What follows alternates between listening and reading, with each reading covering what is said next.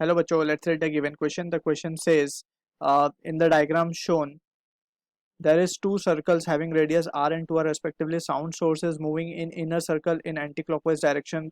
Observer is moving on outer circle in clockwise direction with angular velocity omega 1 and omega 2 respectively.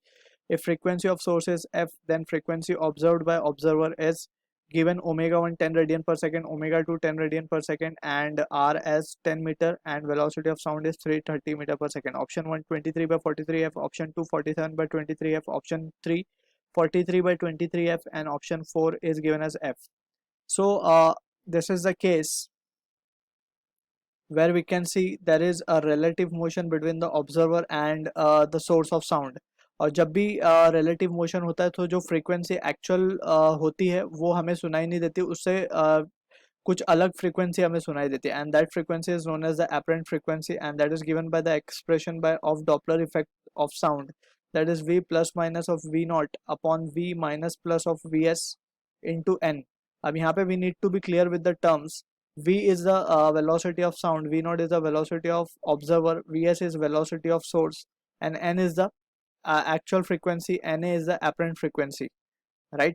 And यहाँ पे we need to be careful कि जब हम बात करेंगे motion of the observer and source towards each other, या either of them moving towards the other, so in that scenario we will take positive sign for observer in the numerator and negative sign for source in the denominator.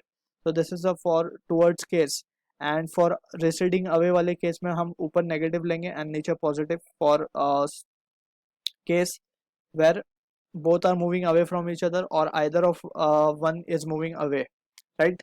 Also we need to understand or have some basic idea of the linear velocity and angular velocity. So जब कभी एक object circular path में घूमता है, so it has two velocities. One is angular velocity omega and another is the linear velocity v, if r is the radius of the circular path. So in this situation we know कि r को हम क्या लिख सकते हैं, v को हम क्या लिख सकते हैं, that is linear velocity can be written as r into omega. So ये रिलेशन होता है लीनियर वेलोसिटी और एंगुलर वेलोसिटी के बीच का, राइट? अब हमें क्वेश्चन में कुछ डेटा गिवन है, तो उसके accordingly we need to understand the given situation. अब अगर हम इसे फिगर में ही समझने की कोशिश करें, सो सोर्स जो है हमें बोला गया है कि वो एंटी क्लॉकवाइज मूव कर रहा है, सो सोर्स का डायरेक्शन कुछ इस तरीके से है and observer is moving in the clockwise direction, right? अब यहाँ पे हम देख सकते हैं कि ये जो फॉर्मूला, हमने एक इंपॉर्टेंट चीज़ यहाँ पे वी हैव टू अंडरस्टैंड, ये जो फॉर्मूला है it is applicable when both source and observer are moving along the same line, so that we need to be careful with. ये अगर सोर्स है, ये अगर ऑब्जर्वर है, so both has to be along the same line, तभी ये formula we can apply.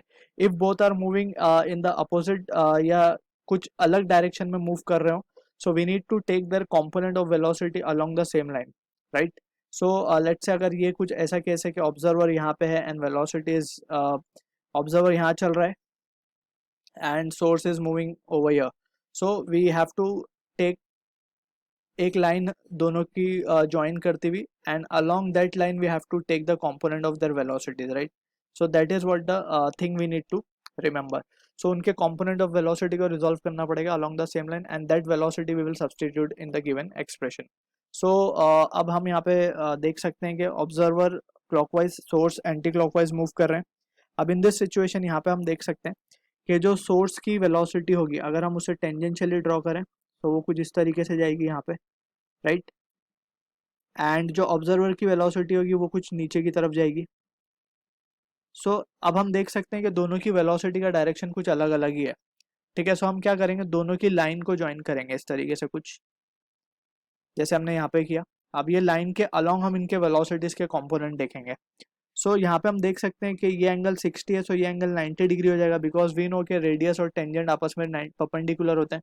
So if this is 60, this is 90, तो ये एंगल कितना हो जाएगा, 60 डिग्री. सो अगर ये सिचुएशन को हम यहाँ पे रिकंस्ट्रक्ट करें, सो वी कैन सी ये कुछ इस तरीके का केस बन रहा है हमारा. ये तो हो गया 90 डिग्री, ये हमारा 60 degree and this will B 30 degree and this will be the line जो सोर्स और ऑब्जर्वर को ज्वाइन कर रही है, राइट? अब यहाँ से वी कैन सी कि जो ऑब्जर्वर की वेलोसिटी है वो वी नॉट नीचे की तरफ है, जो सोर्स की वेलोसिटी है वो वी एस कुछ इस तरफ है. सो वी नॉट का जो कंपोनेंट हम लेंगे, अब ये 30 है तो ये एंगल कितना हो जाएगा, 60. सो इसको अब वी नॉट को हम इजीली रिजॉल्व कर सकते हैं, राइट। इजीली रिजॉल्व करेंगे, इसका एक कंपोनेंट यहाँ पे जा सकता है, एक कंपोनेंट यहाँ जा सकता है। सो जो कंपोनेंट लाइन के अलॉन्ग है that we will only take. So ये वी एस है, सो ये कंपोनेंट क्या हो जाएगा, ये कंपोनेंट को हम यहाँ लिख देते हैं, it will be v not cos 60 because ये एंगल कितना हो रहा है 60 degree, right. So this will be the situation that we need to remember, right. यहाँ पे हम थोड़ा सा कैपिटल में लिख देते हैं यहाँ पे 60 डिग्री। अब यही सिचुएशन को समझते हुए, और ये जो है वी नॉट की ये वाली वेलोसिटी है, अब यहाँ पे अलोंग द सेम लाइन आ चुके हैं। Now we can easily apply the formula. So apparent frequency को क्या लिख पाएंगे हम, apparent frequency will be n a will be equals to, अब ये दोनों ही हम देख सकते हैं कि दोनों एक दूसरे के करीब आ रहे हैं। सो करीब आने का मतलब ऊपर पॉजिटिव नीचे नेगेटिव, सो ऊपर positive means v plus v not. अब वी नॉट जो वेलोसिटी ऑफ ऑब्जर्वर है वो तो वी नॉट कॉस 60 होगी divided by v minus of v s, right, into frequency actual हमें गिवन है एफ। अब यहाँ पे वी नॉट और वी एच को हम पहले कैलकुलेट कर लेते हैं। वी नॉट को अगर हम देखें तो हम क्या लिख सकते हैं, आर इंटू ऑब्जर्वर बाहर की तरफ है, सो 2r इंटू ओमेगा, ये फॉर्मूले से रेडियस 2r है उसका। So this will give us the value as 200 metre per second. और सिमिलरली ऑब्जर्वर की अगर हम देखें so it will be R omega, so ये आएगा 100 metre per second. So finally we can say therefore N A को हम क्या लिख पाएंगे, वी तो हमें गिवन है 330 प्लस वी नॉट हमें मिला 200 cos 60 इज हाफ, सो ये 100 हो जाएगा, right, upon 330 minus V S हमें मिला है 100 इंटू एफ। सो अगर हम एपरेंट फ्रीक्वेंसी को देखें जो कि ऑब्जर्वर ऑब्जर्व करेगा that will be equals to 330 plus ये हो जाएगा हमारे पास 430 डिवाइड बाय ये हो जाएगा 230 into f. So finally we can say जो एपरेंट फ्रीक्वेंसी आएगी वो आएगी हमारे पास 43/23 into f. So this is the answer to the question जो कि मैच होगा ऑप्शन 3 के साथ। I hope you understood the solution. All the best.